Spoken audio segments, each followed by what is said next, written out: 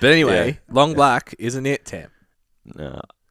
It's watered down. You want a double espresso. It's the watered down flavour of the coffee. A long black's just like Did you bring coffee? Did you bring my coffee? Yes. Oh, you did? Of course. So you reminded me. Yeah, I had to. If you didn't tell me, I wouldn't have. I'm drinking the fucking cigar ash coffee at the moment. Well, that's what I was going to say. So a long black is like you have average coffee and you just need to survive.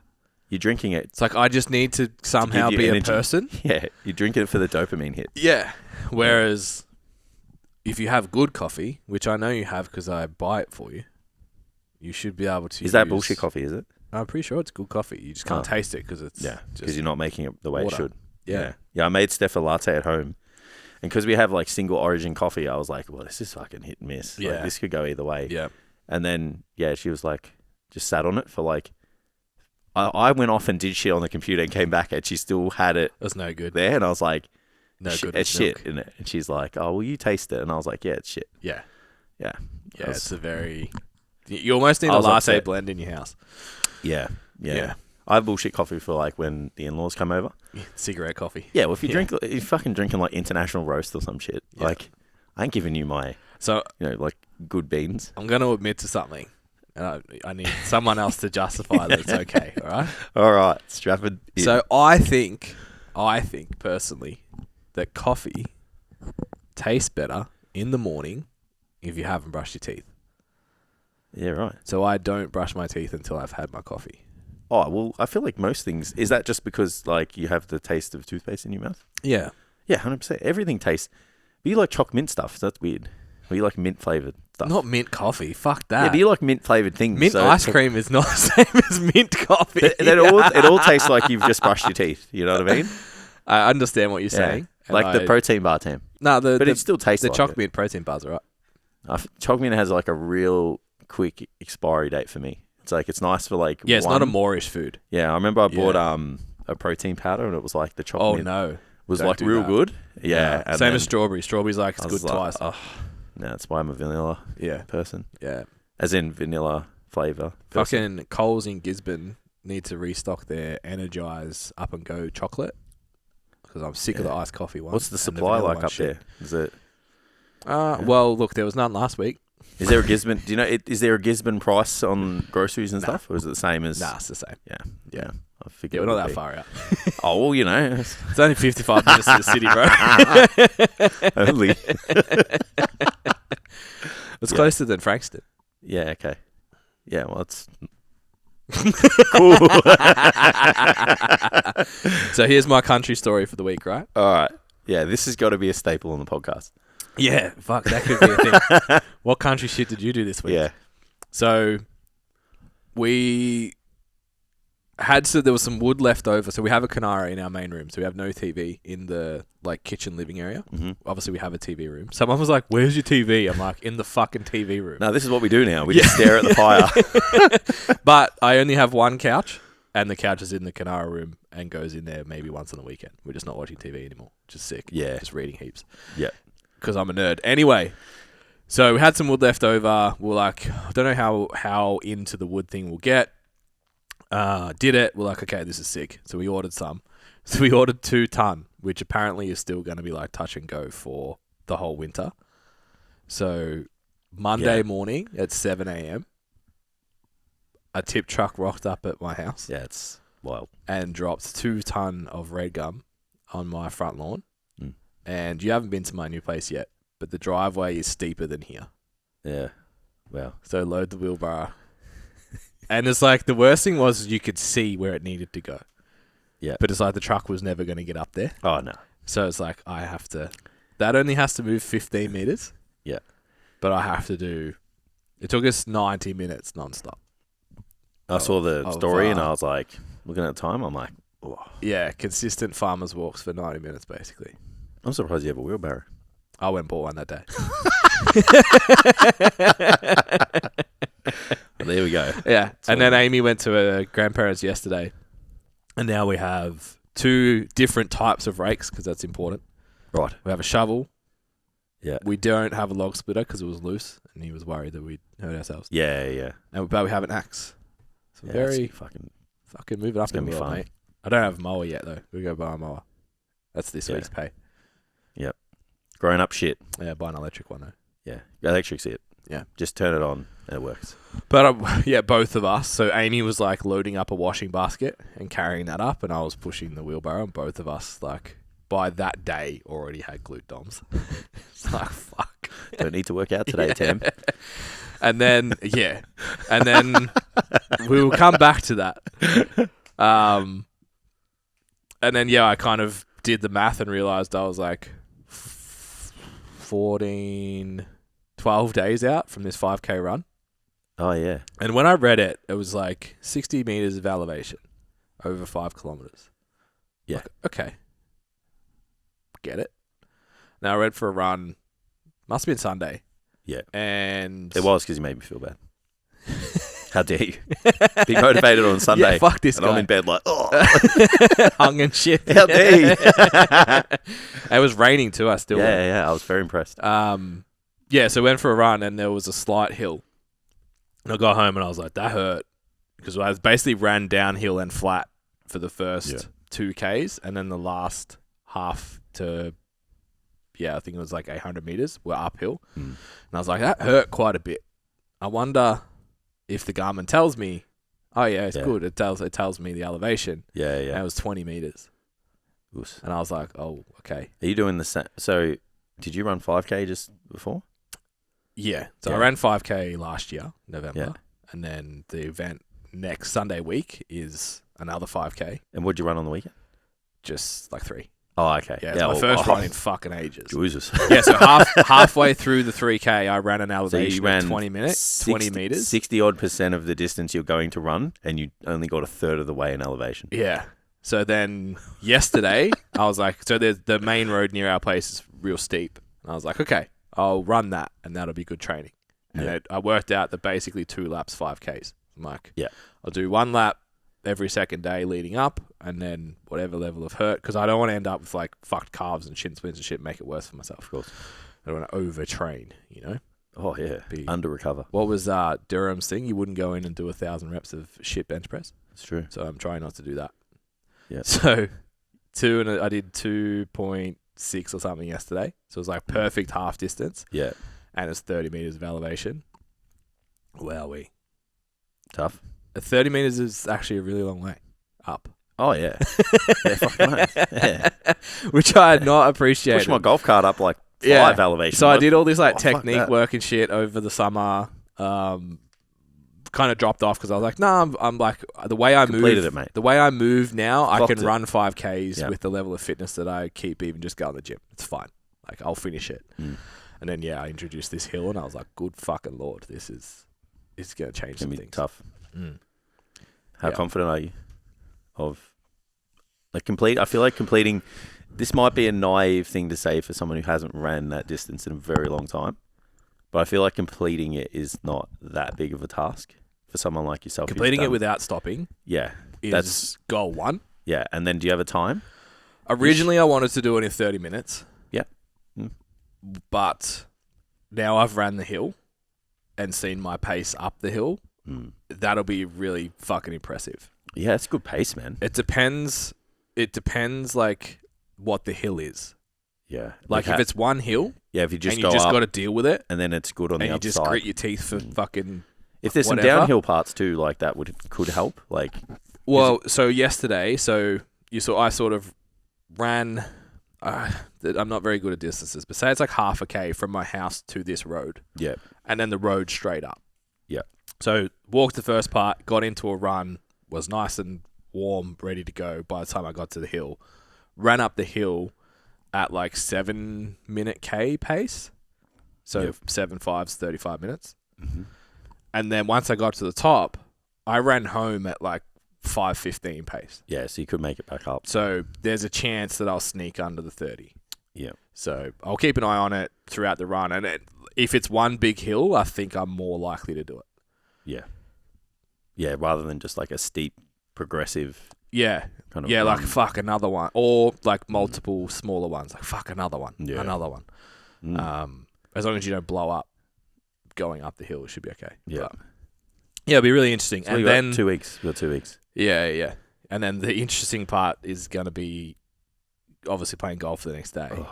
I feel being like able to move. I feel like I've gone full Space Jam and just lost the ability to play golf. Yeah.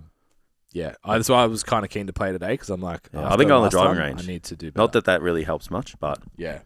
it's just like I lost I don't know how to swing anymore. It's like stand over the golf ball. I'm like, I don't know what I'm doing here. I don't know where to put my hands. I don't know like how to cock back the wrist, how to rotate.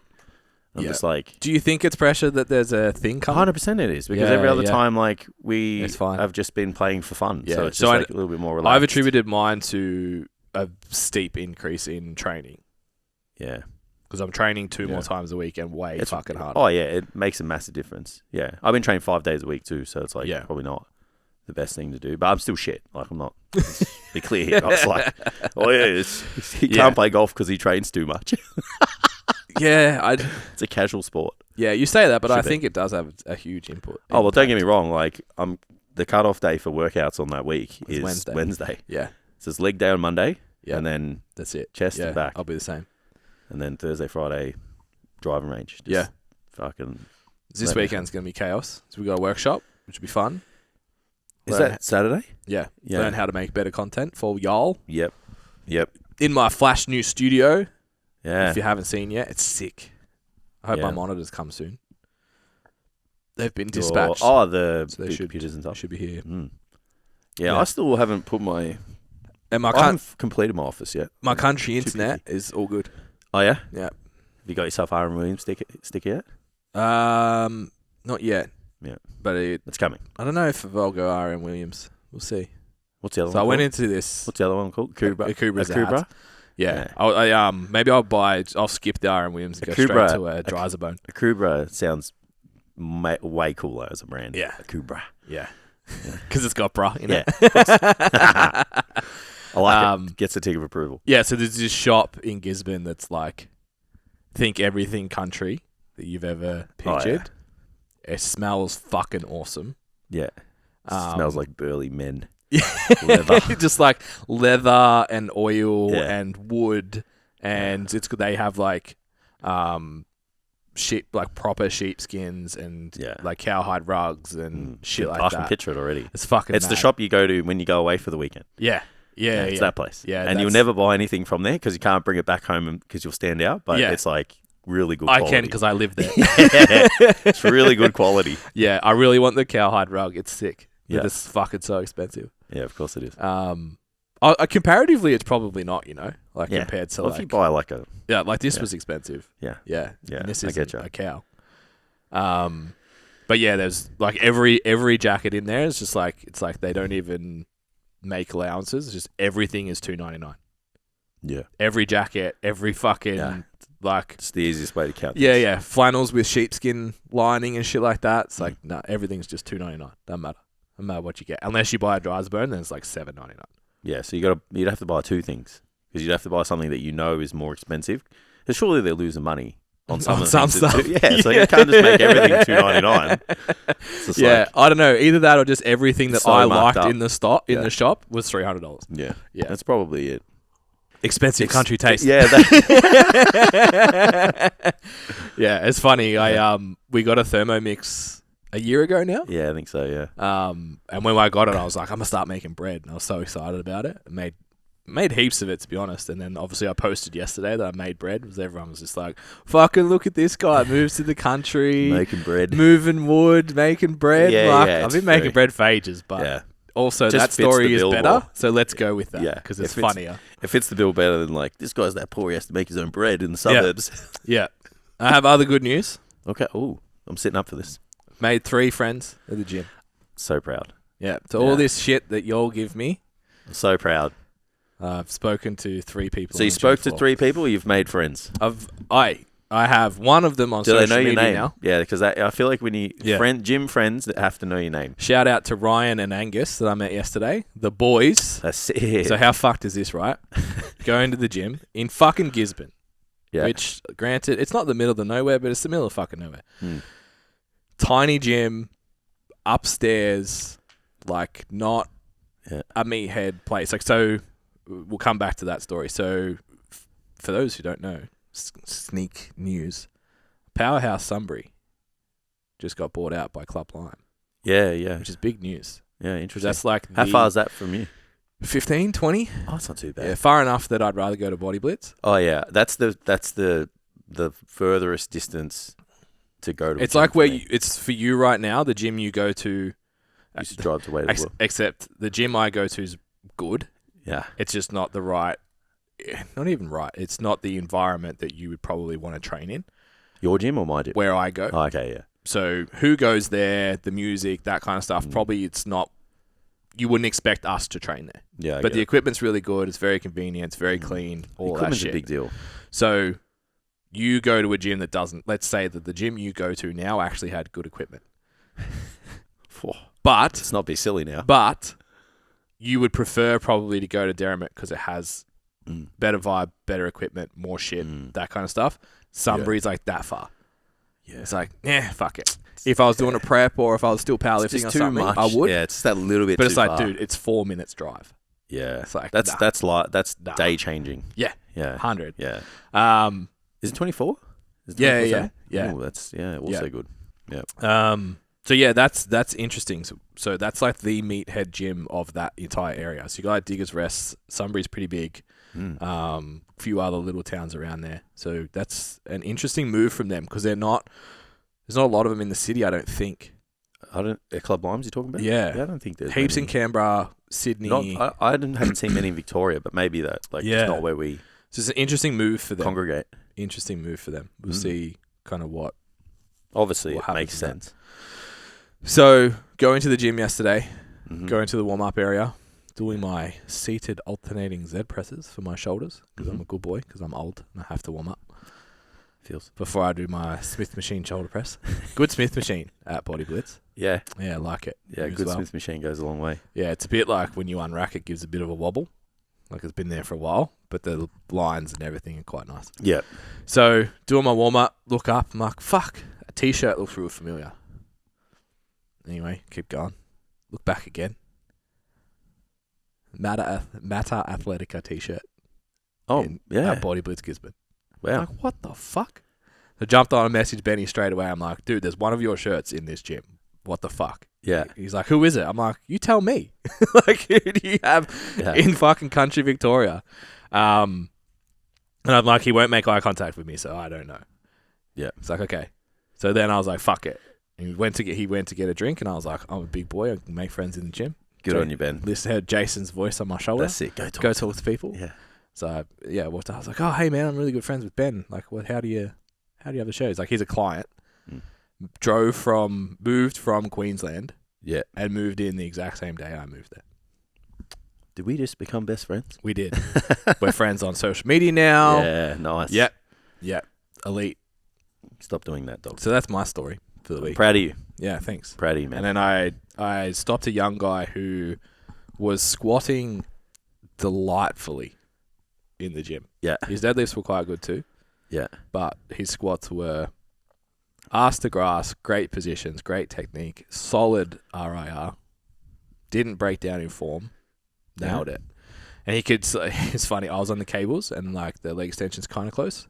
And because I'm got to get my steps up, right?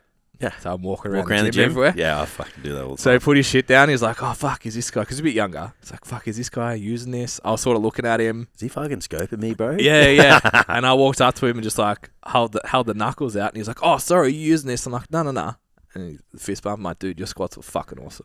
I see. He was like, oh, thank you so much. Thank you. I really appreciate it. Thank you so much. I was like, I wonder if you could do that to mainstay. Anyone in the gym. A female, you mean? Yeah. It's like, oh, yeah, your squats look really good. They'd be like, fuck off, you creep. Yeah, fuck you. It's like, no. I'm actually like in fitness and training and stuff, and I'll take it seriously. They'd be like, nah, it doesn't matter what you say. Yeah. You're a fuck creep. Yeah. Maybe when I'm in better shape, then I can be like, I'm a personal trainer. Be like, Just keep wearing the big box cut up singlets, t-shirts, and it's like, it just leaves the mystery of like, is this person in shape? And I have the overhang singlet. Yeah. So it's perfect. It's the same. Perfect. Yeah, it's like my arms look kind of big. Yeah, it's perfect. Yeah. I'm just going to run with that for the rest of my days. Yeah. Yeah. The training's good. Yeah. At the moment, I'm enjoying it. You broing out again? No fucking barbells. None. Beautiful. Smith machine is as close I get to a barbell. Welcome. Yeah. It's been good. Yep. I enjoy it. Photo shoot potentially? Or? Probably it's not a muscular development. Probably in a singlet. Fucking, yeah, it's Yeah. kind of the vibes that we're going with, right? Yeah. So I'm telling myself. To get myself Look, into... I am not the representative of the physique element of STCfit. Oh, man. So I know Jason always talks about his genetics, and they're so shit. They're not bad, but they're not the greatest. Yeah. But like to get myself, I have proof of a DEXA scan where I was like 12% or 10%. Yeah. And the guys are like, oh, you have a six pack, would you? In that. I have photographic evidence that I did not have a six pack. Yeah. So I'm like, to get down to that level, it's Yeah. just so painful. Yeah. And I just don't. No, I get it. Yeah, I just don't think I'm pretty committed to getting in shape. Like, bought new scales and I've got my meals coming. Yeah. But I just don't think I can get to that. Yeah, well, you can. It's just like the trade-off's not worth it. I don't think I can get to in 4 weeks. Everything. Oh, not in 4 weeks, yeah. Weekends, every weekend something just keeps coming up. Yeah. But I'm cool with that. Like, even after the photo shoot, I'll just keep going. Yeah. Just take it I think I've dropped 2 kilos since we moved. Yeah. And that's a pretty consistent trend. So yeah, like I'll be under 85, which would be nice. Mm. Look better in a singlet. Put a tan on. Whatever. See. Yeah. Oh, you're tanning too. Fuck it. No. Yeah. I'll go do that. You got to. I wasn't gonna. Otherwise, I have fucking my golf tan line. My put your shoulders fucking, glow in the dark. Put your fucking joggers on, buzz. Joggers. I mean, on my arms, Jason. Yeah, but put your joggers on so you don't have to tan up your legs and shit. Yeah. You know? Yeah. Well, I bought a set of joggers the other day. I have no calves, so from Uniqlo. I might wear my chinos. Yeah, Uniqlo have joggers now, so you can wear them. If you have big calves, it makes you actually look like you work out. Yeah. Okay. Yeah, but even if you don't, because they kind of hug your legs, if you do mildly lift weights, it kind of makes your legs look bigger. Yeah. It's why the Gymshark army all have they're that fucking tight. Yeah. They're like skin. Yeah. I wore my Reebok Nanos to the gym yesterday. Yeah. Just because it color matched, and I had like a green singlet, blue shorts, and then those shoes were blue. Yeah. And I was like, I can't wear my orange shoes because it's gonna look stupid with those colors. But I want to wear high tops because I'm training upper body. Yeah. So I want to wear J's. What a conundrum. And I couldn't be fucking changed, so I just put those on, and then I posted a picture of like my arm pump, and I was like, look at those peasant calves. Look at those fucking little ankles.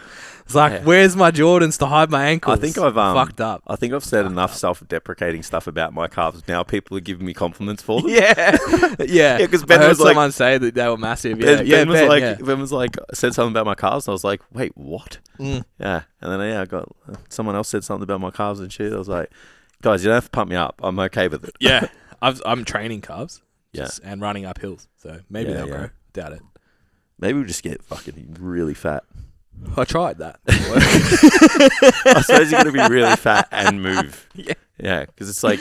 Yeah, I got to get really fat. I stopped doing anything. People who are really heavy, if you look at their calves, they're fucking massive. Yeah. Remember that guy at the workshop we went to that we were just like... Yeah, he's like, got any questions about this kettlebell course? I'm like, yeah. Where'd you get calves like that? And he's just like, I walked up a hill with a backpack for 18 years school, as a child. Yeah, to go to school, yeah. That's wild. Hilarious. Yeah, really funny. What's up, guys? Welcome to the STCfit podcast, where we talk about all things nutrition, training, and how to live your best life. If you want some more information about coaching, our free resources, and other fitness-related content, be sure to check us out on our website at www.stcfit.com. All right, let's get to the episode. We can have a question off. How about that? A question off. Thank you for everyone contributing to the questions. Yeah, thank you very much. Yeah. The more you do it, the better the episode. Yeah, then we don't talk shit like this forever. I mean, I prefer to do this, to be honest. But you've got, I don't need this. Especially the barbells and banter one. So I put a post up that I tagged you in and you didn't share. So I have a feeling that maybe you didn't agree. So I want to open that conversation. So sometimes I get overwhelmed or I'm busy and I just don't have the capacity to I was hoping you don't agree because it'd make a better episode. Okay, yeah, cool. So tell me what it was again. I articulated it very balanced in the post because there's a few people that I follow that I like as people, and it doesn't make you a bad person. Is it still on your story? I'm not attacking. No. Oh, damn it. I still think you're a good person. It doesn't say anything about you. I'm not attacking you. I'm attacking the idea because a lot of people do it. Yep. This idea of when people post, when they say it's genetics and show like their before photo and then their after photo. And it's like, Your It was before genetic. photo is not an indication of your ability to respond to a nutrition and training program. That's how you looked before you fucking did anything. Yeah. So if you were overweight and now you're in shape, you just prioritize the thing. And if you're fucking jacked after a year of doing that, You have good. you have good You have genetics. good genetics. Yeah. If you try everything for a year and you look the fucking same, which we've all worked with those people, then you don't have good genetics. It's unfortunate. Yeah. And it's like guys do it with like the photo of them when they were 17. Yeah, it's like you It's just like, look how skinny I was. Like, You didn't do anything yet. You didn't eat. You didn't lift weights. Yeah, you haven't done the You've thing just yet. grown 3 feet. Yeah. I love that one. Like, here I am 15 years old, and now I'm 35. Yeah. And girls are the same, like, undernourished, overtrained. Yeah. And then, like, now they lift, and they're like, oh, it wasn't genetics, it was hard work. It's like, what the post said was, having good genetics doesn't undersell your effort. So you made the comment before, like, I don't have good genetics, but I don't have terrible genetics. Yeah. So I know that if I trained side by side with you for 12 months, you would make more progress than me. Yep. But I have better genetics than some of my clients and have the worst genetics in the world. Yeah. But also I've trained with other people side by side for a period It's of just time not fair. that just made you look... Or you train and they don't and still look better than you. So it's like, okay. Fucking hell. So I think the problem comes from if anyone actually said that to you, that I wish I had your genetics or anything like that, that is, I understand why you'd be frustrated by hearing that. Because like, motherfucker, I get up when you don't want to, and I do all the stuff that you don't want to do. However, but there is a caveat to that. Yeah. Because if you get a reward from the thing, it's fucking way easier to do it. Yeah, 100%. Like if you can go to the gym and say the normal person on average is 2 to 4 kilos per year of lean mass. Yeah. If you can make that 5 or 8, and you get positive feedback from your community and you get personal validation and blah blah blah blah blah, build a brand, whatever. Yeah. You're 100% going to get up at 6 o'clock every day because the reward's fucking epic. Oath. But if you get up at 6 a.m. every day and look the same in 6 months, regardless of whether the approach is like totally different or not, of course you're not going to fucking do that. Yeah, I agree. Like, and you can't sit there and be like, well, I worked harder. It's like, well, maybe you worked harder because you were good at it. Maybe you worked harder because you can too. Yeah, like and I've even been thinking about this. I know it's a learning topic, but from a business perspective too, because I've come to terms with the fact that I'm not genetically gifted in strength and hypertrophy. Yeah. I don't think. I have a pretty good deadlift, and that's it. Yeah. Yeah. My hand-eye coordination's pretty good. I was pretty good at sports that relied on that, but when it came to pure athletic should have prowess... started golf, man, when we started STCfit. Instead of getting jacked, I should have just played fucking golf, because now I'm shit at golf because I tried to get jacked for too long. So I'm okay at those things and I get it, but I think, and you could probably attest to this, one of my strengths is the way that my brain works in terms of a business setting. I can see shit, interpret shit. I'm also pretty good at interpersonal relationships in a coaching environment. And we work with people quite often. We're like, fuck, you have to really build this thing that comes quite naturally to us. So I'm cool to be like, I can't build massive biceps, but my company's pretty good. Yeah. You know what I mean? Like there's pros and cons to both, but it's then like sitting down with a trainer and just being like, you don't fucking work hard enough. It's like, well, they don't work it hard enough because it's hard. Yeah. If you're not comfortable speaking on camera and talking and that kind of stuff, it's like, well, why would you? It's not going to get a good outcome. Yeah. So then doing it repeatedly over time is actually way more difficult than someone's that's kind of good at it to start with. Yeah. So, that was my little rabbit hole of thought around that. Yeah. I can see both sides to the story. Because you want better genetics if you've tried and worked as disciplined as the people that have it. Yeah. You would want, like I would want more. Like, I look at my mum and dad and I'm like, fuck, man, why'd you choose each other? Yeah. Like, why don't you choose someone from fucking, like, Scandinavia or some shit so that I at least am a little bit taller, a little bit fucking broader. That's why I married one. It's just like, fuck, man. Yeah, so I can see that. But then it's like, you can't neglect the hard work and the discipline, but you still would like the genetic potential that they have. Yeah, I think I think the message that I wanted to get across was to the people that feel insecure about the fact that maybe they are a little bit more genetically gifted on that spectrum than others. It's actually okay, and it doesn't discount your hard work. No, not at all. Because just having genetics doesn't build the physique. No, of course not. You still got to do the thing. You still got to do the sets and reps. Yeah. I know there's plenty of smart people that don't have businesses. Yeah. Because they haven't done the sets and reps. Yeah. Like those that... Yeah. It's the same kind of process. You still have to put in the hard work. It's not easy and all that kind of stuff. So don't let people get in your head with that shit. Yeah, I get it now. Yeah. Because you're letting them so what I put in the post was, you're letting people rent space in your head for free. If someone has actually said that to you and it's gotten to you, it's like, why are you letting that person get in your head? Become comfortable with the fact that, hey, I do have some talent for this. Yeah. And just embrace that and enjoy that. And then B, by coming out and saying it's not fucking genetics, it's just hard work, you're actually telling all the other people that they just don't work hard enough. Yeah. Which could be untrue. Which is rough.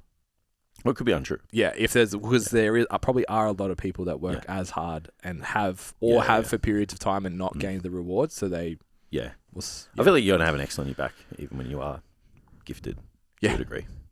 Yeah. If you're the biggest person in the gym, if you're the strongest person in the gym, if you're a combination of both those things, if you're a representation of what someone else is working towards, and even if they don't see the sets and reps outside of the gym, like how dedicated you are, it's like you're always going to be drawing people's attention to yourself, regardless of whether you want to or not. Yeah. You know, because people are going to look and go, fuck, I wish, you know, or I can't wait till, you know, it's a hard thing that comes with territory. I figure.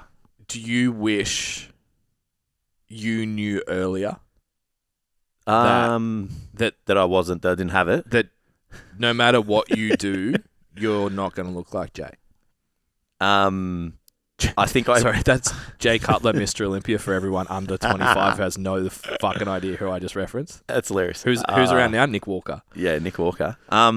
I think I worked it out pretty quickly. I already had like inklings. Like I trained for 3 or 4 years, pretty dedicated, and then I had like a cousin, 6 months. Yeah, just blow me out of the water. Yeah, and I was like, how the fuck does that happen? Yeah, and then I think once I started coaching people, because I was making really good progressive progress when we were younger. Yeah, you know, it was like 2 to 3 kilos a year. Yeah. You know, started at like 68 kilos, got to probably, I reckon, in a decent condition, probably 85. Yeah.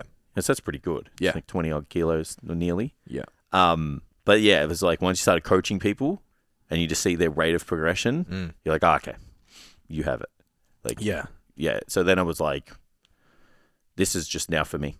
Yeah. This is all for me. It was never like I was going to get myself. I never had aspirations to like monetize my physique and make a brand just based off how I look. Yeah. Because it's not going to work. Yeah. You know, it's like I don't have. You're aware of that. Early. There's so many other people out there that are, you know, don't have to try, but can do the same amount of work or even less and get a way better outcome. Yeah. Disproportionate outcomes. Yeah, but that doesn't like sway the motivation to go into the gym.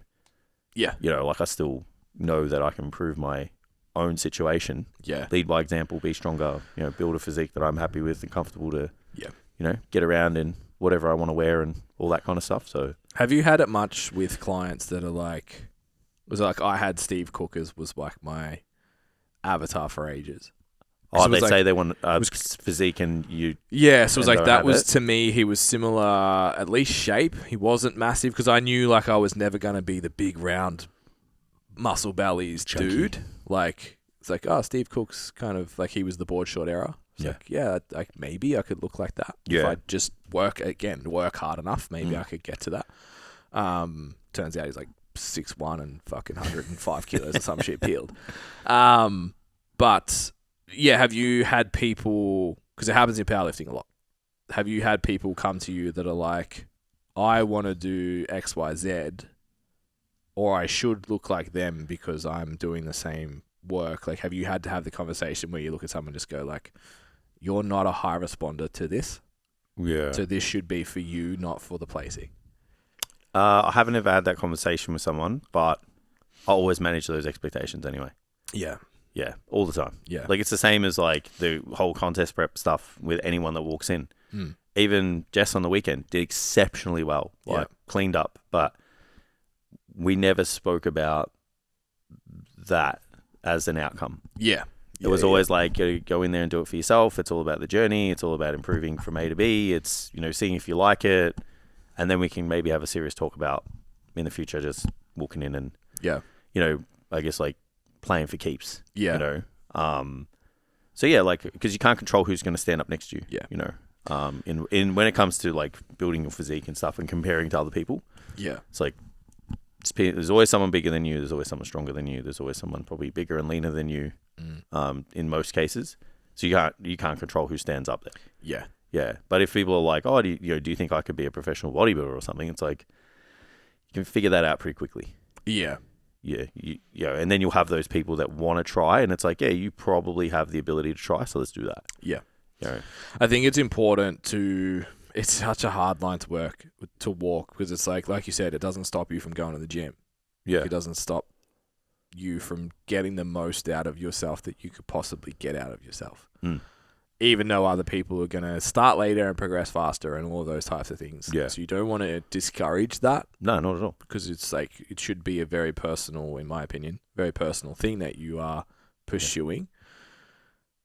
But on the same token, you almost need to say, like, I look at powerlifting and it's just that, again, working with incredible responders at certain times, where it's just like, here's baseline training. Okay, you ate that. Yeah. Here's more training. Yeah, you just got better. Here's more training. You just got even better. Okay, you can do anything you fucking want now. Yeah, and it almost feels like it's a preset ability. And we spoke to Thomas, and he was like, he's had one client who didn't have it genetically. Yeah, that made it to a really high level. Yeah. So, yeah, it's hard to... Do you not have it genetically, though? If you eventually make it? Yeah. Yeah, I know. Look, he didn't have it to the scale that the other ones did, and it took him 10 years to become good. Okay. So it's like... That's a great story to show that it probably can work out. Yeah. I think you just have to accept, like, are you willing to do what it takes if you, in absence of some of the responses that you can have physically? Physiologically. Yeah, and that's, I think, like, the cost to benefit ratio needs to be considered. Yeah, because I can definitely be the side of a house. Yeah.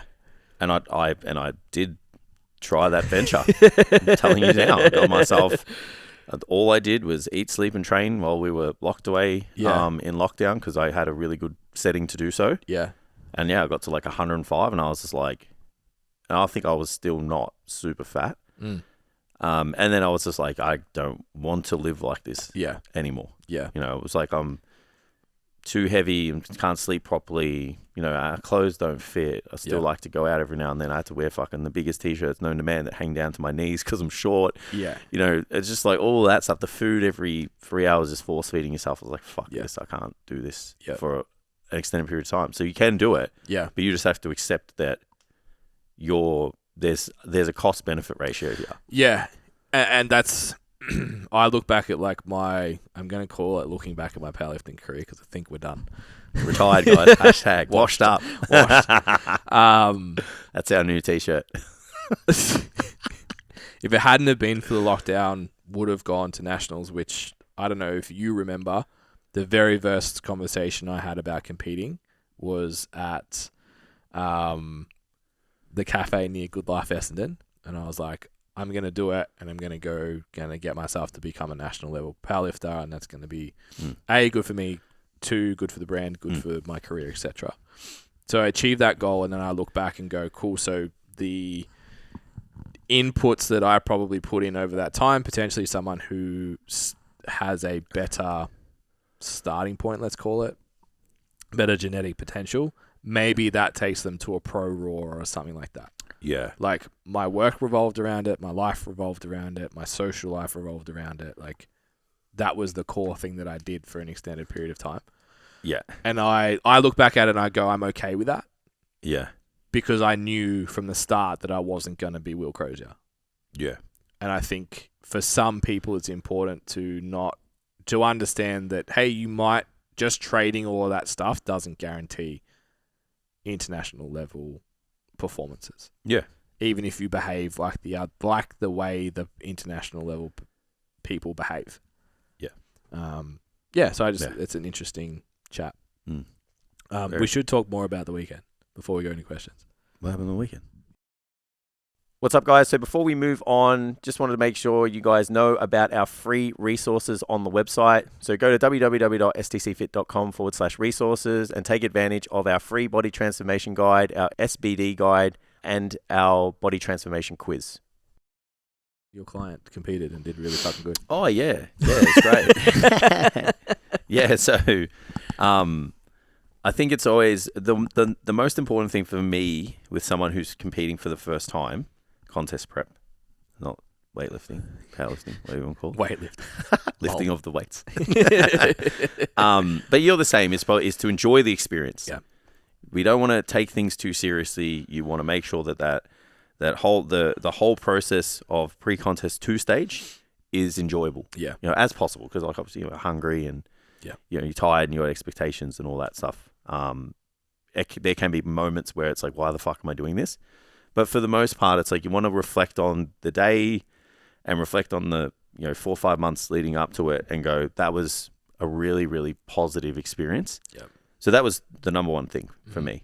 And then there happened to be, and it's funny, like we were talking and I was like, fuck, like kind of just always wished I had a little bit more time. Yeah. Just because like we lost a little bit of time working together at the start because we kind of jumped on last minute, literally like borderline for me in terms of like taking someone on to move them to a contest. And things didn't move at the start. Yeah. And I was just like, fuck, trying to figure shit out and making changes and all that kind of stuff. And then, she had her plan and I had this thing like down to like 10, 20 minute intervals. Do this at this time, at this time. Like I had the whole day planned out for her. So I was pretty impressed with my ability to micromanage the day and give her everything that she needed.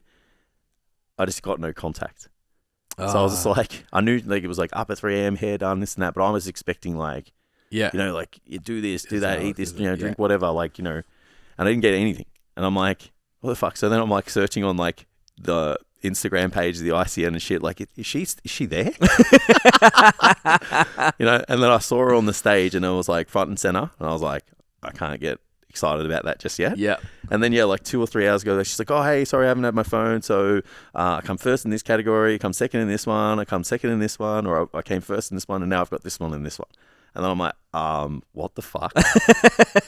I'm just like, that is amazing. Yeah. I'm so happy for you.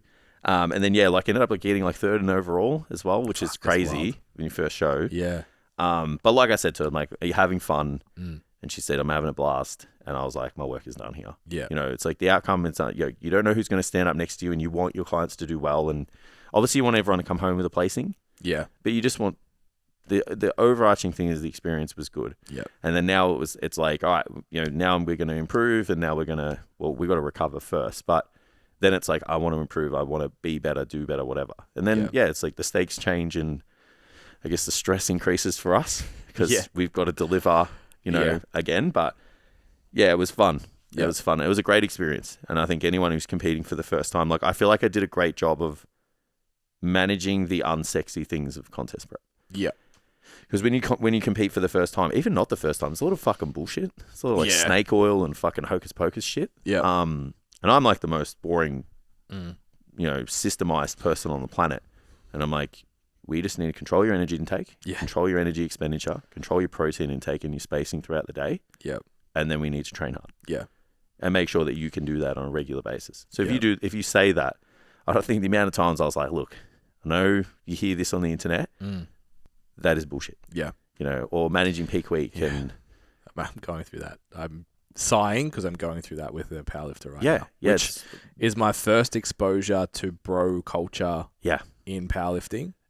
Fuck. It's rife in bodybuilding. Like I I think I forget because like obviously like Dean's in the circle. He's like arguably like the best contest prep coach. Well, he's not in Australia anymore, but one of, and it's like got exposures to Rawdon. Like it's like where Aaron, Ben, like everyone's like a really evidence-based coach with decision making that has a little bit of obviously experience as well as like what does the theory and the evidence show.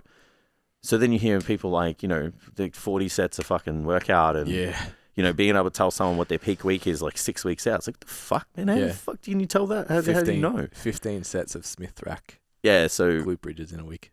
Yeah, so I think I did a really good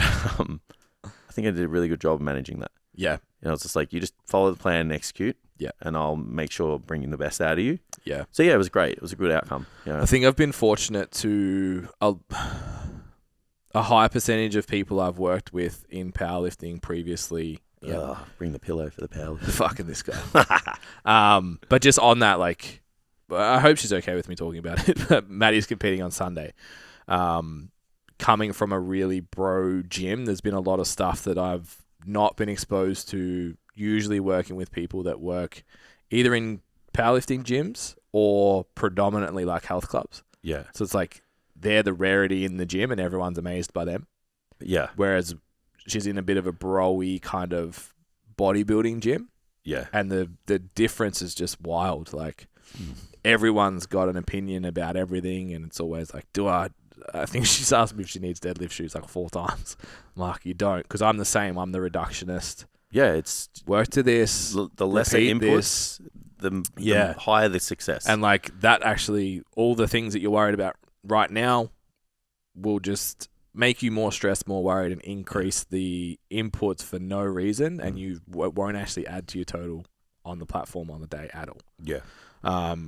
Which has been a really interesting experience, and it'll be looking forward to like recapping with her afterwards and being like, cool, so these are the things that we did amazingly. And these are the things that like next time around you can see how X caused Y, Y caused Z, and we know next time how to kind of stagger this, and you'll have more confidence in the approach and not allow the amount of noise that's around you to kind of affect the kind of inputs as much, which as a first-time competitor is really hard. Yeah, and I feel like if you're a female, other people's opinions come at you in fucking leaps and bounds. Like, I had for some fucking reason. Exact conversation yesterday. I said, girl, like, she's jacked, she's strong, she's going to attract good looking, attention. So wants to talk to her and tell her that they know what's going on. Yeah. Every female I prep, I'm like, you are going to get all the bullshit thrown at you because people just want to talk to you. Yeah. And I'm like, you just have to find a way to filter that and understand that like we have a plan. No one understands that plan. Yeah. So like if we both play chess, you're making moves based off your plan. I'm making moves based off mine. Yeah. So if someone goes in and goes, what'd you move that to there for? That's fucking stupid. It's like, you don't understand the game, bro. Even if what they say is not wrong. Yeah, that's it. You don't understand the game. So it's like you don't understand why we've made these decisions, why we're here right now, whatever. And I just find that they're going to get spoken to the most about it. So then they get confused and whatever. I'm like, your sole purpose is to nod and smile, not talk details. Yeah. And then just come to me if you have questions and queries and just execute. Yeah. Yeah. One of the examples we had was the ammonia salts, which we've talked about on the podcast before, that I'd never use them with any of my clients. Yep. Because I think unless you're at least a level where it's going to really add up, not advanced. Yeah. So at least every single rep of the big 3 that you do for 6 months looks exactly the same. Yeah. Then use ammonia. Yeah. Because if it changes your mental state and you already have inconsistencies in your lift, it's going to make it worse. Yeah, it's going to be like your movement has to be very autonomous to then add in something like that. Yeah, it go to a black zone of heart rate and then try and execute a skill that you don't have really fucking perfect yet. That's someone who's making decisions that are just so far ahead. Yeah. Which is why those questions and queries and things that people have to those lifters needs to be kind of just filtered. Yeah, and that's it. Because ammonia's not bad. Yeah. Ammonia's good in the right setting for the right person at the right time. Correct. Yeah. If you're already maybe a little bit like very affected by your mentality in a session. Sometimes really on, sometimes really off. You haven't been able to flatten that out yet because it's your first time. You're super excited. You're super neurotic. You're super whatever. Like, I was fucking crazy neurotic for my first comp. Yeah. Like everything. Yeah. How do I fucking milk 1 kilo out of this? I understand that kind of mentality. But then, you get in a gym where it's like there's 8 people yelling for the deadlift, and then it's like, hey, use ammonia and you'll lift heavier. Yeah. People miss lifts though. It's like that arousal level. But even if you get it, right? So we got the lift. Yeah. Awesome. Get to post a PB on Instagram. 4 days later, our hips are fucked. Oh, yeah. Can't hit the top set squat. Now we're in trouble for hitting openers, leaning out. Now we're seeing physios a week out. Like, it's like, what was the cost of that 5 kilo PB? So it's learning all of those things, and they're great lessons. But it is interesting to sort of, like you said, that environment plays a big role. Managing is really tough. I found like this time around, I've put a lot of effort into if I feel the message is not being, received with clarity. Yeah. Like, it's just jump on a call. Yeah. I'm like, I can't go a week and, to let things be left to interpretation via text or video. Yeah. I'm like, no. Let's just come in. And it's like, here's the plan. Here's the rationale. Yeah. If someone's said something or you've watched something and you feel otherwise, like, explain to me where that sits in here and we can consider it. Yeah. And every time it's just being, this makes sense. Yeah. Yeah, once you reconvene on everything, it makes sense. And you can't even, like, this might sound like my client did this, but it's not that at all, because I'd 100% understand why you would. Yeah. When you've got all this noise and you're new and you just want, you've dedicated so much time into it and all that kind of stuff, you're going to explore that kind of shit because you want to get the most out of it. Yeah. But it's hard sometimes. It's trying to get longevity out of your client too. Yeah. Yeah, you don't want to, like, do absolutely everything and bury this person. Because it's not just prep 1. Correct. It's prep 3 and 5. That's right. Yeah. It's like, there's going to be a point where those decisions that you make at the start are going to either positively affect you in the long run or negatively affect you. And like, we're always going to make decisions to try and get as much as we can out of a person. Yeah. Yep. Yeah. Questions. Yeah, we should get to some of those questions, eh? So the first one, which I'm really happy about because we're talking about actual bodybuilding. What advice would you give for your first prep? That's it. Boring. What advice would you give someone for their first contest prep? So some of the things we spoke about already. Learn the technique of the big 3. Just get really strong. The first one I always say to everybody is you have to get really good at living the lifestyle of someone who has to invest an incredible amount of time into themselves. Yeah. So you're going to have to train 5 days a week, whatever, maybe more, depending on who the person is and the situation. You're going to have to prioritize your own schedule, your food, your training above almost everything outside of the necessities to survive. Yeah.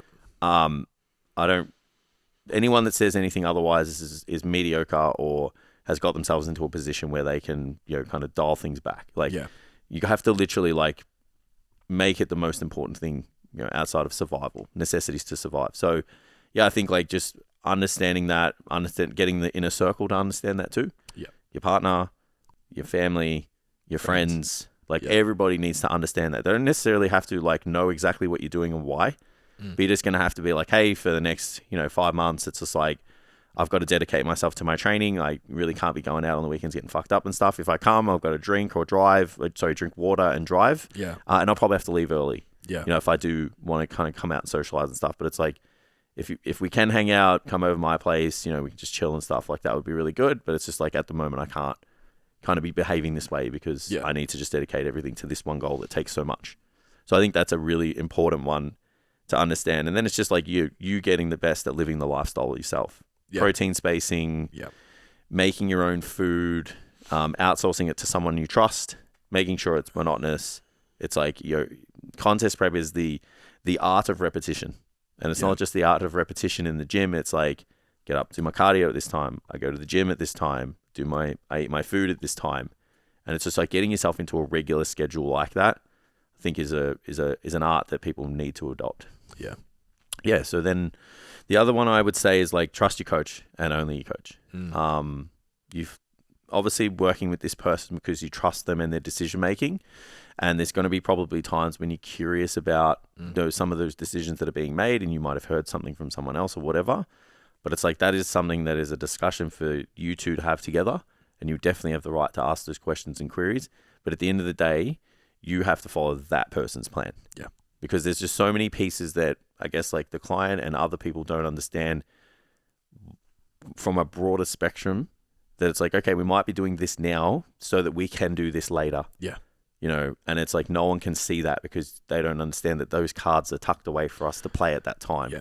Trust doesn't have to be blind, but it has to be like big buy-in. Yeah. Like, yeah. Being willing to communicate and ask a question before you go somewhere else for information.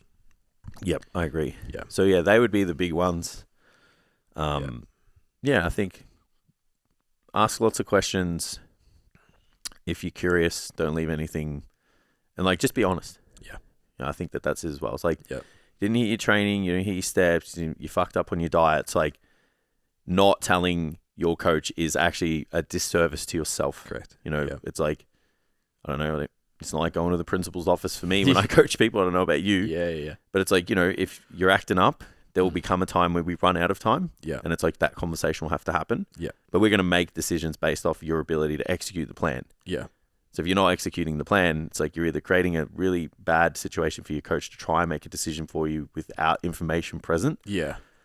Or you're just going to not get results and we're going to get into this frustrated situation and the relationship could collapse because you can't move the show date. Yeah. That's the one. Time-sensitive goals you can't move. Yeah. So we can't call up the federation and say, hey, my client's not following the plan. Can we move this back 2 weeks? Like, yeah. So yeah, I think like just being really honest and transparent with your coach as well. Yeah.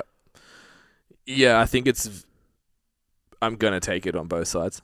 I think it's similar from a powerlifting standpoint as well. Yeah. Don't start training to do the powerlifting prep. Yeah. Be training, start the powerlifting prep. Yeah. Already know how to squat, bench, deadlift. Yeah. Then you pick your meat. Then you do all of that. Yeah. It's the same thing and the same. One thing I've learned, which is honestly, like I've done 100 preps. Like in terms of either at least mentoring our trainers to coach other people or directly coaching myself. I've probably done, 50 by now. This is the first time that I've really experienced so much external input for someone. Yeah. Whereas in the past, they've sort of, because I've coached them from Gen Pop. Yeah, there's just been that undeniable trust. Whether this one was like, I want to do a powerlifting. I'm transferring from physique training. I want to do a powerlifting meet. Let's go. It's a way different level of input. So yeah, but just, I guess, saying that buy-in with the person you're going to work with. Yeah. And being confident in following that method throughout. Yeah. It's hard because everyone has a method. Like the one thing that I guess is hard to come to terms with is there's no actual single one best way to do things. Correct. And I'm telling you now because I tried to find it. Yeah. I tried so fucking hard to find it. Yeah, and it's that's like it. The more experience, coaching and training and the theory and the evidence and stuff, it's like there's so many different ways to get to that same destination. It's like all those people that hit that platform for you guys and every person that hits the stage that stands next to those athletes that are competing, they have all done a very different and probably polarizing in terms of methods. So the decisions that you're going to make to get there are going to reflect that method. Yeah. And that's where the message can become murky if someone else... The chaos happens when someone else has a different method that isn't wrong. No. But it's wrong in this setting. Correct. Because the rest of the method isn't conducive to that. Yeah, that's right. Yeah, so that's the tough part. I mean, there's still obviously negligence and stupidity. Yeah. Like I had someone the other day tell me that they're 75 kilos and they're in a surplus on 1,500 calories. I was like, okay. That doesn't make sense. Yeah. So that's where it's like, still bad coaching, Yeah, 1 + 1 doesn't equal 2 there. Yeah. But yeah, there's like methods where you're going to be like, oh, that's a bit tough, but it's like, okay, you're probably getting pulled out on the other side. Like, if you have to do this much cardio, like the one thing I have learned is like, you got to fucking drag some people down, man. Yeah. Like fucking down, dude. Like to the point where like I wouldn't even talk about how much food they need to eat. Yeah, because it's socially unacceptable. Yeah, but it's like if you're 48 kilos, you don't get much food. It's like energy expenditure and body mass. Yeah. are very reflective. Yeah, you know, it's like if you're this size, generally, you burn this much energy.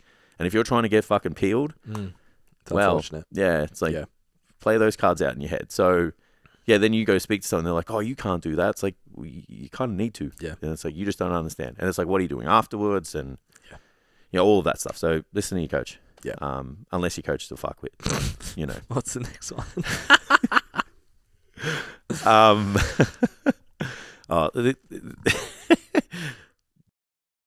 What's up, guys? So before we move on, just a little bit more information for those people who are curious about coaching. Maybe they want someone to take care of their training, get a bit more specific, take it to the next level, or even just keep them accountable to all of the things that they need to do.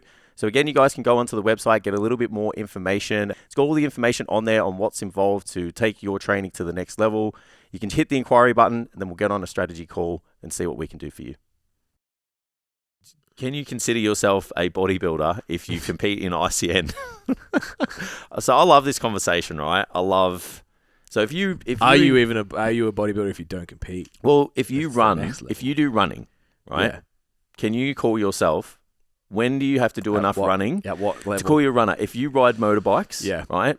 How long do you need to ride motorbikes until you can say you're a motorbike rider, a cyclist, whatever, right? Yeah. So for some reason, there's this ego around bodybuilding where people need to either compete or, in this instance, compete in a certain federation. And once they do that, it's like this rite of passage to this like bro land of bodybuilders, because it's usually only males that do it. Well, for me anyway. And I think that like the best thing about bodybuilding is it is absolutely for everybody. Yeah. You know, it's called bodybuilding, and everybody has a body. Yeah. You know, so you could be 50 years old and want to start living the lifestyle and just like, you know, if you can, whatever muscle you can put on or whatever body you can improve on, like you can do that. Yeah. You know, you and I do technically bodybuilding. You know, I take bodybuilding to probably a semi-serious level majority of the time. Yeah. You know, space my protein, track my food, track my volume, all of that stuff. So I really struggle with having to compete to be welcomed into that community. I think that whenever you start to create divides, that shows a reflection of the culture that sport has for its members. And whenever you create divides, that's where problems lie. Any gatekeeping, fuck off. Correct. Yeah. So I think that like, for me, I've always considered bodybuilding to be recreational, which is doing it for yourself. Yeah. And you don't care about the trophy, and you don't want to get in your jocks and shave your whole body down. And, you know, have someone pad tan on your ass so that you can flex your muscles in a G-string on stage. And don't get me wrong, there's definitely people that want to take it seriously, and that's part of it. And it's, you know, a good experience for them, and they have every right to do so. But they are both the same person. Yeah. They are both, you know, you can be a recreational bodybuilder. And even if you compete in ICN, like at the end of the day, it's like, you know, you have, for whatever reason, wanted to see what you can do from a natural perspective on stage. Yeah. It's okay. Yeah. You know, you have the ability to do it. You've taken the same method and adopted the same principles of bodybuilding to get there. Yeah, it's a weird cultural thing. It's almost like an attachment to the good old days where bodybuilding was kept by like dungeon gyms and fucking ultra meatheads. Yeah, if you don't train like Branch Warren, you're not a bodybuilder kind of thing. It's like bodybuilding's mainstream now, man. Yeah, and they've made it mainstream purposely. Yeah, so that the barrier of entry is lower. Yeah. So more people get into the sport. So it is profitable for the people that are in bodybuilding. Like if you ask the people of the IFBB, they're going to be like, "Oh no, we don't want 400 competitors in a show paying $500 a year." Yeah. Like, come on, man! Like, run the fucking math on that shit. Yeah. So even taking out like the capitalist mindset of it, it's like if you live the bodybuilding mindset, what does that look like? It's like, well, it's personal development, it's personal growth, it's challenge, it's through a physical kind of format. And how many fucking motivational music quotes, all that bullshit does that community throw around? The type of person that would be like, you know, a fucking real bodybuilder. And then go watch something that's like, you can be your best, like that kind of shit. It's like, okay, so that person's not allowed to pursue self-improvement because why? They don't want to stand on stage and be judged for it. Yeah, they don't have a membership in a bodybuilding federation.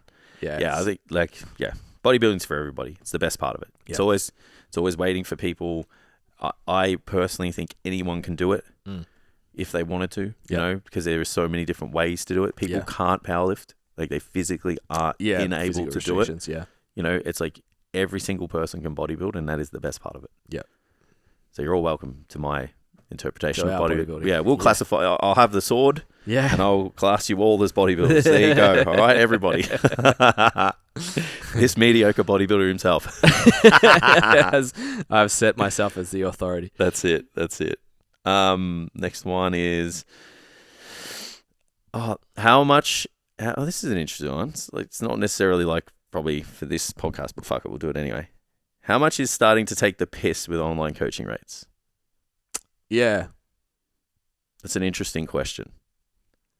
The hardest part for me is like, it's trying to work out what the person gets, you know, because you can just, again, like, it's no different to if you go home, like if Steph come home to me and says, and I say, how much is the Pilates membership? Yeah. And she says it's $200 a week, right? Let's just use that as a figure. Yeah. I'm going to go, that's fucking bullshit. Yeah. Right? No, straight away. You know? I mean, I won't personally do that because I'm going to go, well, what do you get? Yeah. But what do you get is really important. So if they say, I get unlimited access to classes. Those classes are like 4 people a week. I get one-on-one session. I get access to a membership portal. I have all of this information available to me. Yeah. There's maybe some community fucking thing, and I get invited to events or whatever. Let's just say it sounds pretty good, actually. Sounds familiar, to be honest. Yeah, that changes. That changes the landscape for it, you know? Yeah. So I think that where it's just a transfer of emails, and someone's getting, you know, paying like fucking, you know, $250 a week, we'll just use it as an example or something. It's like that's probably when it's like the industry's moved now, and the expectations have moved as well, and the customer service level has gone up. And it's like that's potentially where it's like you're just paying for someone's reputation now. Yeah, I think at the end of the day, price is always going to be determined by the consumer. Of course. So if you're a personal trainer worried about what other people are charging, I would recommend that you invest in just doing your own thing. Of course. Because there's a supply and demand thing, right? So imagine like tomorrow Chris Hemsworth comes out and says, I'm going to be an online coach and I have 20 spots. That motherfucker's charging whatever he wants. 100%. And people are paying for that You shit can't too. walk around and say, oh, he's fucking $500 a week. It's like, yeah, but maybe some rich dude who's making $5,000 a week, $500 a week isn't that much. And because it's $500 a week, they'll fucking do it. So then they generate the outcome. So there is value in that as well. Oh, I totally agree. At that kind of top end. Yeah. Would I ever charge that? Probably not. Maybe. I would maybe probably look at that down the track in terms of like a mentoring thing. And that's the position I'd love to be in, is to have enough success and runs on the board to say like, I'm worth this much. If you use the 10x rule. But yeah, I don't know. I think at the end of the day, there's because I just don't really care what other people charge. Yeah, well, I agree too. Yeah, because it's like how many times have we had people come to us for both coaching? I had a girl break down in a consult, like full cry tears, when I told her my price. Yeah, because she'd been paying someone else double and getting half the shit. Yeah, and that's where the problem lies. I think. Well, not the problem, but that's where if you're looking for coaching, you have to do a little bit of due diligence. Yeah. And maybe we have to talk about that in another podcast. Like, is there some things to look for? I don't know, but maybe that's a net negative for the industry. And like in terms of taking the piss, it's like you're actually negatively impacting this person's experience. Therefore, the perception of the overall industry, that was actually a really hard relationship to form because she had really low trust of any coach ever again. Of course. And it was actually really a battle the whole time. Yeah. Because she'd been just fucking screwed by this coach before. Yeah. So I get it from that perspective, and I understand the passion that would come from behind that. It's like, you fucked that for that person. Yeah. Like for a really long time, and that's shit. But also, That's just delivering. Like if someone's willing to pay, they're willing to pay, right? Yeah. If you deliver, it's fine. What's the real solution to that? Is like, do we get on social media and be like, this is the coach's name, this is what they charged, and this is what they gave, and it was shit? Or do you just provide a better service that all of your clients go talk about and tell other people what your price point is? Breaking someone down to build yourself up is not something that I would advocate. Yeah. I think... But that's how I just stand as a person. Maybe I think it's not a Goggins quote, but Goggins quoted it, and I don't want to quote Goggins because I don't like much of what he says. But I love the way he talks. That's it. Yeah. I think he needs a psychologist, not running shoes. But he said, "No one ahead of you. The people that are talking shit are always behind you. Are always behind you. Yeah, that's it. They're so always it's like if you're like this motherfucker's charging blah blah blah. It's like that's envy, bro. Yeah, that's what it is. Yeah, I agree. So yeah, totally. If you're upset about it, have a little bit of time for reflection. Yeah, or just don't concern yourself with it. Or just like even if you're not, it's like just don't concern yourself with that stuff. Yeah. You know, once you start like focusing in on your own stuff. Yeah. It's just all fucking noise. Yeah. Be busy at doing the thing. Yeah. So I don't know what anyone charges. No, neither. Because I'm too busy doing our shit. Neither. And someone's always willing to pay anyway. So I think if you can deliver on whatever it is that they agreed upon, then that's, what we should do. Let's do one more question. Yep. All right. Maybe we should start with questions. Yeah. Your thoughts when someone says they need variety but can't stick to their deficit. So I think... So is someone really trying to piss me off here? Or so if someone can't stick to their deficit, there's a reason for that, right? So it might not necessarily always be the rigidness of the diet itself. Sometimes it can be a magnitude of things. They might not be in a position where they can actually just stick to anything. Yeah. Because the landscape doesn't really permit it. So I think firstly you've got to look at it like I always preface that like, hey, we're about to do this.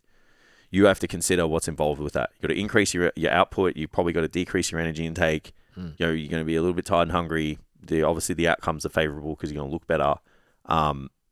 Let me know if we can do this at this time. Yeah. And then like we spoke about last week, things change, right? But you got to have that discussion. From there, finding the method that person can repetitively do is the most important thing. Yeah. So repetitively and accurately, because you can repeat something and fuck it up. So repetitively shit. Yeah, well, so then that's when it's like, okay, well, what method's going to work best? I personally think that rigidity and taking decision making out of away from the person is going to be the most accurate way to follow a plan. Like if someone, it's like people like shit on meal plans, right? It's like me saying to you, go in the gym and do whatever workout you want for the day. Just do 20 sets of chest and do a little bit of abs afterwards. Yeah. So I take that same premise to nutrition. If you have a client that says, and you go, do a top set of bench, a back off, let's do an accessory, and here's your volumizing components for your workout. You can pick whatever you want for your triceps, let's just say, for example, but you have to do all this other stuff. That's totally fucking different. Yeah. Right? That is still a really systemized, accurate tracking approach to your training. Yeah. So if you do the same thing with nutrition, you say, this is kind of what a day's worth of food should look like for you. Depending on your circumstance and the outcome, if you're competing, it's like eat the same shit. Yeah. Because if it doesn't work, I know how to make the changes and we have a better idea of getting you to the time frame. Yeah. If you're not a competitor, if you don't have a photo shoot and you don't have a time-based goal, if you don't want to eat the food and whatever, just be taught how to change it. Yeah. But it's like if something's going wrong, something's not working, you've left variables up in the air. Yeah. That you now have to use time as the way of solving them. Yeah. So you have to go, try this, try that. This might work. You might need a bit of troubleshooting and like kind of like interrogation from your coach. It's like, hey man, like what are you really having for breakfast? Yeah. So I think if you nut all of that out, it's like the goal is just to follow the plan. Yeah. And I think the more variability in a plan, the more likely you're going to fuck it up. Just from like looking at it, 70% of all people misreport their food. Mm-hmm. Some ridiculous percentage of people overeat without tracking. Everybody's going to tell their coach they're doing better than they are. Mm-hmm. you take all those 3 things and then put them into a check-in, and then it's like your coach thinks you're doing good because you're saying it, but you're fucking it up, and you might not be purposely doing it, which is the biggest problem. So I think that like that's when you've got to have that conversation of like, hey, let's just bring the variables down and take control of the decisions here, and then your rate of success heavily increases. Dog sport. So it's all about the rate of success, right? Yeah. And our ability to achieve that outcome for that person. Yeah. So I'm not saying like I'm not against flexible anything, but I just think the more decision making we put in the hands of the person that we're working with, they might not make the best decision, and they may not be accurately tracking that decision. Yeah. So I've got a case study of this from yesterday, to be honest. So client, from my standards, general weight loss goals, strength improvement, confidence, lose body fat, get stronger, look better. Yeah. No aspirations to compete, no aspirations for anything like that, just wants to improve their lifestyle, has done crash diet type methods, group challenges, all that shit in the past, been successful, put it back on, been successful, that kind of cycle, right? So just from a metric standpoint right now, outcome-wise, we're doing fantastic. Yeah. 0.5 centimeter average per week off hips and waist and thighs. Maybe 0.5 kilo, bit less per week in terms of actual weight loss. If I just put that isolation on a page for this client, I'd be like, you're fucking killing it. Yeah. Everything is going exactly to plan. If you continue this for 6 to 12 months, you will look night and day different, and you won't recognize yourself in terms of confidence and all that kind of shit. Yeah. Wants faster outcomes. Wants to push the boundaries a little bit more. Yeah. Which is fine. Okay. This is what we'll need to do that. Which is not a large human, not very active. So it's quite you're going to suffer. Challenging. Yeah. Lots of protein, not a lot of carbohydrates, and more fat than what she's used to eating. So we're in a position now where it's like the variability day to day with her nutrition to go to that next level. That's a problem. Is too high. Yeah. So it's like you're getting phenomenal results based on your averages over the week. Yeah. Like you're maybe 20 grams under your what is an extreme end of the protein target because you're in an extreme end of the deficit, and you're within realm of a pretty extreme carbohydrate target as well. But when you're not, you're really not. Yeah. And if I look over the week, it's up and down, and it makes it really hard to predict. The only way to solve that is to write out what a perfect day looks like and probably just eat that Monday to Friday. Yeah. Being reactive at this point is too challenging. You don't have enough scope to get to dinner and be like, oh, what do I need? Because it's too late. Yeah. You've already overshot. So having the conversation of we're either, so with this example, it's like we either can be really happy with the progress we're making right now, or if you're not and you want more, we have to make a change over here. If you're not willing and able to make the change over here, then we need to find a way to be comfortable with the outcomes that we're getting. Yeah. Or we need to make the change. Yeah. Unfortunately, you can't have your cake and eat it in this situation. You've got to pick the trade-off that you're willing to have. Yeah. So you trade off a little bit in terms of speed, which as the coach, I'm like, it's actually fucking great already, but I understand if you want to push, or trade off the lack of flexibility in your nutrition and setting up some kind of probably meal plan, at least like some outline of what a day looks like and all those kind of things to make things a little bit harder. So if that, I guess, is what your client's looking for, it's like, I don't want to follow a meal plan. I want flexibility, but I'm not sticking to my deficits. Like you've just got to explain like, this is the choices that we have to choose between. They're the ramifications that we're working with. Yeah. This is a really cool concept. And I know we have to wrap it up. That's choose your regrets. Yeah. So you can choose going to the gym or you can choose going to a theme park. Yeah. The assumption is that we live with regrets in our life because you did something that was the wrong choice and now you have to live with the regret of that. Yeah, 100%. Every single choice you make has regret built in. It's a part of life. So you don't avoid regret, you just accept them. Yeah. So it's like if I go to the gym, I'll always wonder what the theme park would have been like. And if I go to the theme park, I'll do my check-in next week and go, fuck, I should have gone to the gym. Yeah. So no matter what, you're going to have a regret. Choose your regret. Yeah.